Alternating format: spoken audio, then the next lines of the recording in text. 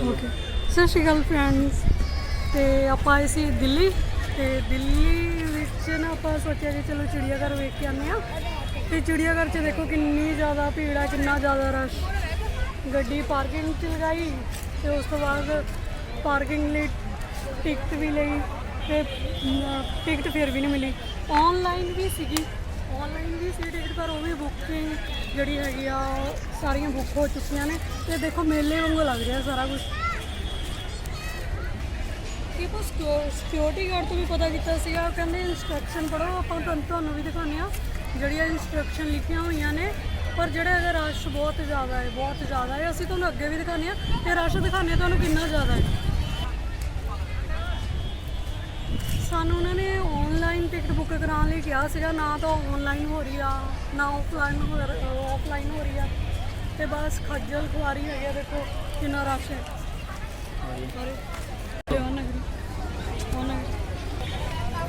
ਤੇ ਫਰੈਂਡਸ ਇੱਧਰ ਜਿਹੜੀ ਹੈਗੀ ਐਂਟਰੀ ਹੈ, ਤੇ ਇੱਧਰ ਖਾਣ ਪੀਣ ਦੀਆਂ ਸਟਾਲਸ ਹੈਗੀਆਂ ਨੇ। ਫਿਰ ਵੀ ਜਿਹੜੀਆਂ ਗੱਡੀਆਂ ਲਗਾਤਾਰ ਆ ਰਹੀਆਂ, ਪਰ ਇਹਨਾਂ ਨੂੰ ਕੋਈ ਰੋਕ ਨਹੀਂ ਰਿਹਾ ਹੈਗਾ। ਤੇ ਪਾਰਕਿੰਗ ਦੀ ਫੀਸ ਤਾਂ ਲੈ ਰਹੇ ਨੇ, ਪਰ ਜਿਹੜੀ ਹੈਗੀ ਨਾ ਆਫਲਾਈਨ ਟਿਕਟ ਨਾ ਜਿਹੜੀ ਹੈਗੀ ਔਨਲਾਈਨ ਟਿਕਟ ਮਿਲ ਰਹੀ ਹੈ। ਇਹ ਦੇ ਲੋ कितनी ज़्यादा रश हैगा। तो ये वो लोग हैं जिन्होंने टिकट ले रखी है पहले ऑनलाइन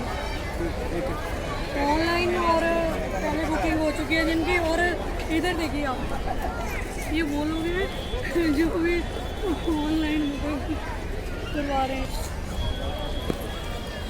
देखिए फ्रेंड्स, इधर वो लोग ने जिन्होंने मतलब जोड़े ऑनलाइन टिकट बुक करवा रहे हैं पर हो नहीं रही है उन्होंने ऑनलाइन टिकट बुक। ये पार्किंग के पैसे ले जा रहे हैं तो जोड़ा है वेस्ट ऑफ मनी।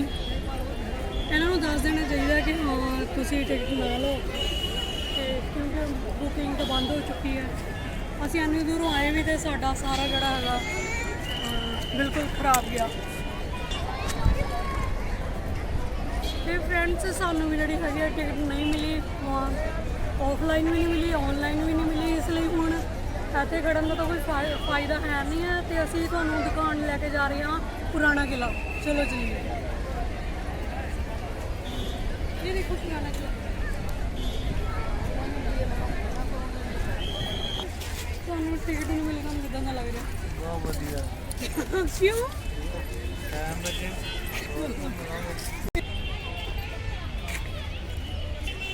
ਤੇ ਫਰੈਂਡਸ ਹੁਣ ਹੈਗੀ ਆ ਪੁਰਾਣੇ ਕਿਲੇ ਦੀ ਐਂਟਰੈਂਸ। ਤੇ ਚਲੋ ਹੁਣ ਆਪਾਂ ਜਿਹੜੀ ਹੈਗੀ ਟਿਕਟ ਬੁੱਕ ਕਰਵਾਉਂਦੇ ਆ ਤੇ ਤੁਹਾਨੂੰ ਵੀ ਜਿਹੜਾ ਹੈਗਾ ਦਿਖਾਉਂਦੇ ਆ ਕਿਲਾ। ਬੋਲਣਾ ਕਿ ਤੇ ਫਰੈਂਡਸ ਜਿਹੜੇ ਹੈਗਾ ਅਸੀਂ ਉੱਧਰੋਂ ਤੋਂ ਆ ਗਏ ਚਿੜੀਆ ਘਰ ਤੋਂ, ਤੇ ਹੁਣ ਅਸੀਂ ਆਏ ਆ ਇੱਧਰ ਕਿਲਾ ਵੇਖਣ। ਤੇ ਦੇਖੋ ਸਾਡੇ ਨਾਲ ਲੋਕ ਜਿਹੜੇ ਖੱਜਲ ਖੁਆਰ ਹੋਏ ਸੀਗੇ ਉਹ ਇੱਧਰ ਆਫਲਾਈਨ ਦੀ ਲਾਈਨ ਹੈ ਤੇ ਆਫਲਾइन बुक करवा रहे हैं। तो कुछ लोग हैगे ने जो ऑनलाइन भी बुकिंग करवा रहे हैं। तुम देख सकते हो हर किसी के हाथ च मोबाइल फड़िया होया। तो असी भी कोशिश करते हैं कि ऑफलाइन या ऑनलाइन असी जोड़ा है टिकट ले लीए। तो फ्रेंड्स सानू इधर भी जी है टिकट नहीं मिली, रश बहुत है तो गर्मी भी बहुत ज़्यादा है। तो हुण आपां किसी होर जगह चलते हैं तो तुहानूं भी दिखाने। चलो फ्रेंड्स ਆਪਾਂ ਨੂੰ ਕੋਈ ਟਿਕਟ ਤਾਂ ਮਿਲੀ ਨਹੀਂ ਹੈਗੀ।